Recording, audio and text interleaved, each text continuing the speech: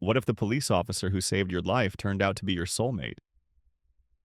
Sometimes the most traumatic moments lead to the most beautiful love stories, and this is exactly what happened to me in the heart of New Orleans. My name is Michael, and this is how I found love in the most unexpected way. 3 months ago, Officer Ed Washington pulled me out of the darkest moment of my life. I'd been held captive for 2 days in an abandoned warehouse in the French Quarter. When I heard his deep voice calling NOPD, anyone in here?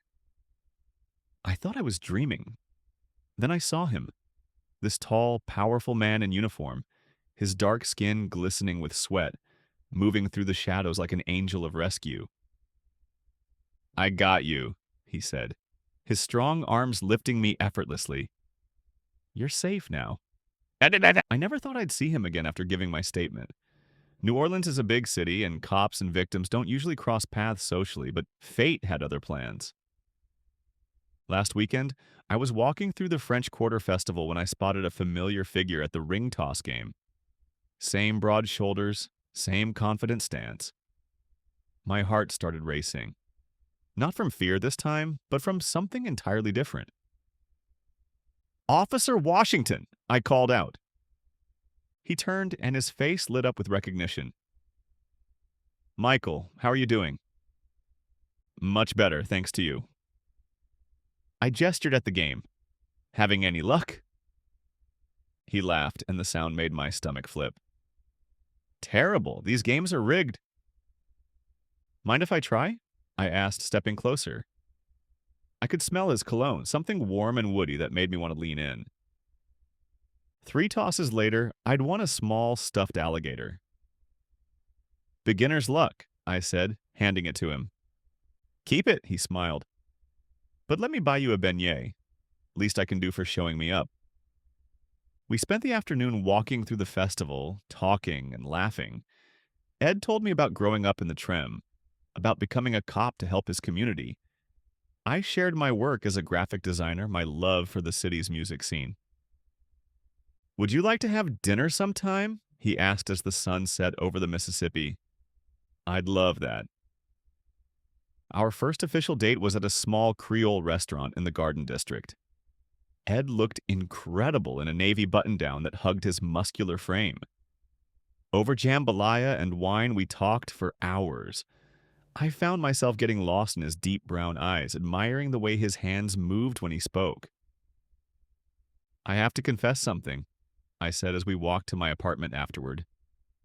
I've thought about you every day since that night you rescued me. He stopped walking, turning to face me under a streetlight. Michael?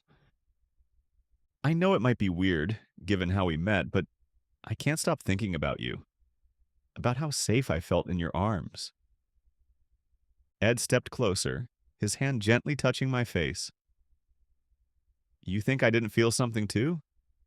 The way you looked at me that night, even in all that fear, there was something there. When he kissed me, soft at first, then deeper, I felt like I was coming home. His lips were warm, his touch gentle but sure. Come upstairs? I whispered against his mouth. In my apartment, Ed's presence filled the space. He moved with such confidence, such quiet strength. When he pulled me close, I could feel the solid muscle of his chest, the power in his embrace. Are you sure about this? He asked, his voice husky. Instead of answering, I kissed him again, my hands exploring the broad expanse of his shoulders. Ed was gentle but passionate, treating me like I was precious, something to be cherished. That night, wrapped in his strong arms, I finally understood what it meant to feel completely safe and completely wanted at the same time. Ed's touch erased the last shadows of my trauma, replacing fear with tenderness, vulnerability with trust. Stay, I whispered as dawn crept through my windows. As long as you'll have me, he replied, pulling me closer. 6 months later, Ed moved into my apartment in the Marigny. We've been together ever since. The cop who saved my life and became my whole world, and the man who showed him that heroes need love too. Sometimes the worst moments lead to the most beautiful beginnings. In New Orleans, where magic feels possible, I learned that rescue comes in many forms.